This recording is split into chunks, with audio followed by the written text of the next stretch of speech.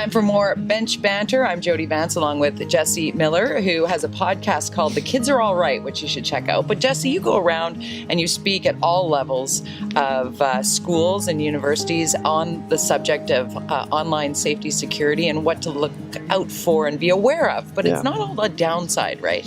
Oh, not at all. I mean, the reality is in my work, I've been doing this over a decade, talking to kids in elementary school up through primary. The weirdest thing for me now is that some of the kids I spoke to 10 years ago are now adults, and they'll come up to me at a corporate event and say, I remember you talking about stranger danger in school. And to be fair, 10 years ago, the conversation of kids, internet safety and stranger danger was really paramount because we had this static, non-mobile world of communication where apps really weren't on our radar. But with the introduction of smartphones, with the introduction of apps and social media communications, kids now are very mobile in how they not only participate in gaming environments and how they create content for social media channels, but also how they earn audiences. And the neat thing here for me is that we've gone from let's talk about the fear and the peril to let's talk about the opportunities for growth, for economic success, and for professional development. And when I'm hearing that from a middle schooler, that's pretty impressive. It is impressive. And that's when, I've got a 10-year-old, I was telling you, I'm not the zero tolerance mother that's going to be like, no, I'm going to take away your ability to go online because it's too dangerous. Yeah. I want him to actively participate in something that is only going to grow in our society and understand where the boundaries should be to be smart about being online. Yeah, and I think the hard part is we've really focused our shift from internet safety to digital citizenship. Thing is, we're still treating digital citizenship like it's a parallel world where it's like we teach citizenship in one space, but now we teach it in another one for the internet space. The reality within this is that we're now in a connected culture where your citizenship online and your citizenship in real life can both intersect and be affected equally, which means you write something negative on the internet, you might be losing your job tomorrow. No matter you're a big celebrity or a person working for a trucking company, person can put together the pieces because they saw what you wrote on the internet and didn't like it and they called your boss. Right. Or they recorded you at a random spot doing something inappropriate that then got back to their social media that shared virally and got back to your boss. Exactly. Yeah. And so for kids, I think what we can empower them with is the ability to understand that what you do in this space is the exact same as another.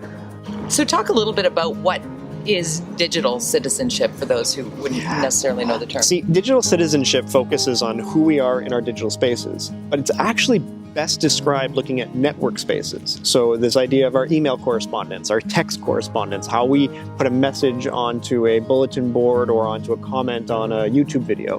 The reality within this is that our participations in digital spaces have traditionally been kind of put together with this best practices of behavior. If you wouldn't say that in real life, why would you say it on the internet? If you wouldn't want your grandmother to read it on the front page of the newspaper, why would you post it online?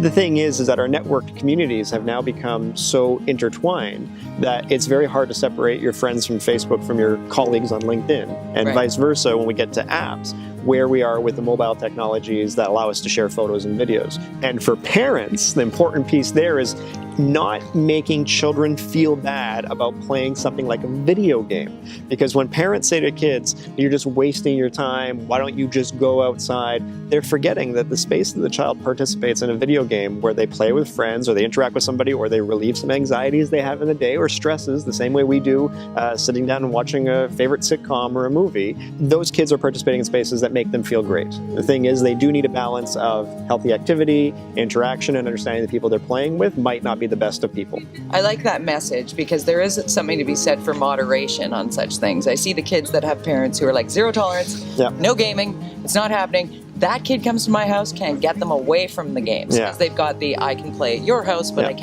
have none at my house. So it's like if you've never been allowed to have sugar, you want to eat the entire cupcake factory.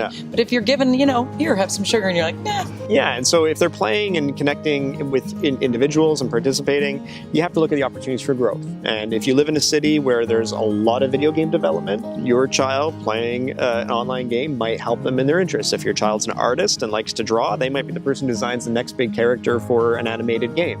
These are the realities of the industries, but shaming it is unfortunately one of the biggest pitfalls that parents have when it comes to their kids participating. So let's talk about some of the things that can help kids and teens deal. Like what do I do as a parent if I see my son new to using social media get bullied?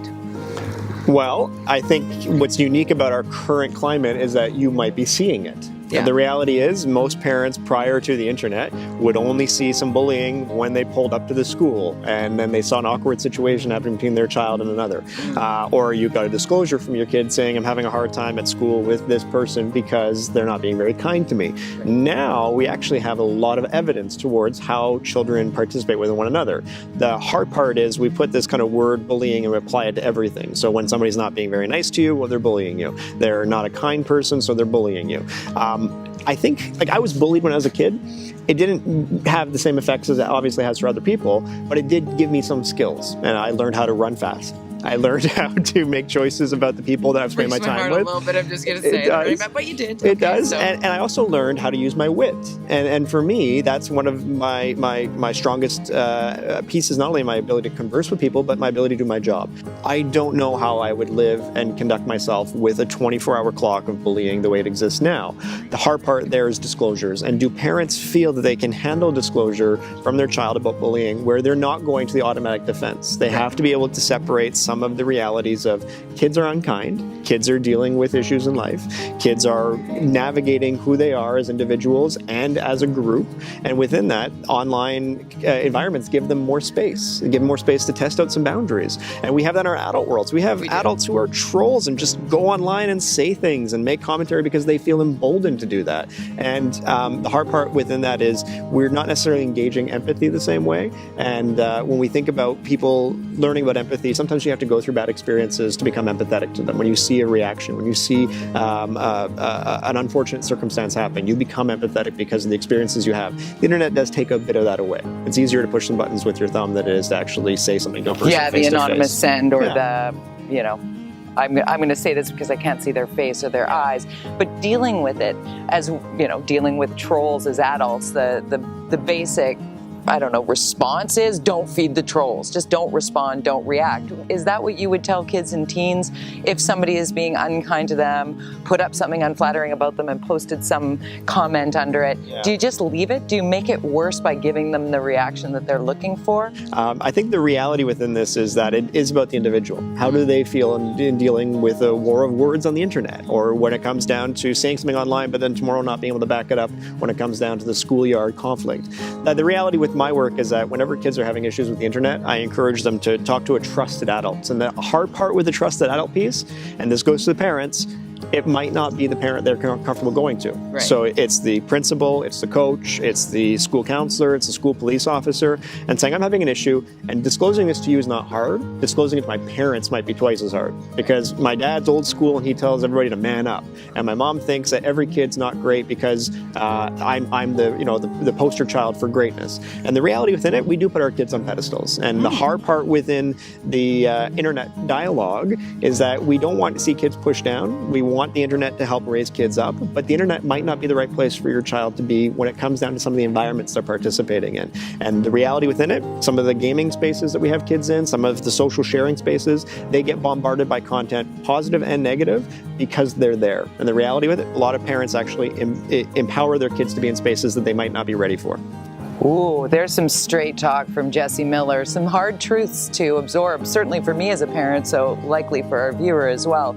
Are there some things that we can identify as mistakes that we make as parents when it comes to? Yeah, I would say from birth, we're aiming a lot of devices at kids and taking photos and teaching them that it's an everyday thing to share online, and it is. But within our adult lives, we have plenty of life experience to back it up. We might take a little moment to ask ourselves whether or not this is necessary. For kids, because of not only their ability to share something in a heartbeat, but their ability to share it based on their immaturity and saying, I don't care about the consequences tomorrow because I haven't had that experience. Make sure you're teaching your children the best way to share online and asking for digital consent. The reality within the bullying and troll piece is that we see a lot of kids who are armed with screenshots of everything they've interacted with when it comes to an individual. We don't teach our children how to ask for consent when it comes to taking photographs. And so it's, do you mind if I take a picture of you? Do you mind if I share this on social media? Do you mind if I put this online and let my friends see it? And that piece right there not only gives a foundation for young kids to understand it's good to ask for permission. But imagine those young adults now going through some of those stories we hear in our headlines of photos, shared without permission, intimate images shared, and then traded like trading cards. Imagine if consent was asked for beforehand. What can we do to mitigate some of those risks? Consent is a huge conversation on so many levels, both on and offline, and something that hopefully in this reality that we're looking at with what you just explained, that can be a conversation. Digital consent. Digital consent. Ask for permission for everybody. It's another edition of Bench Banter. Thanks so much, Jesse. Thank you, Jody.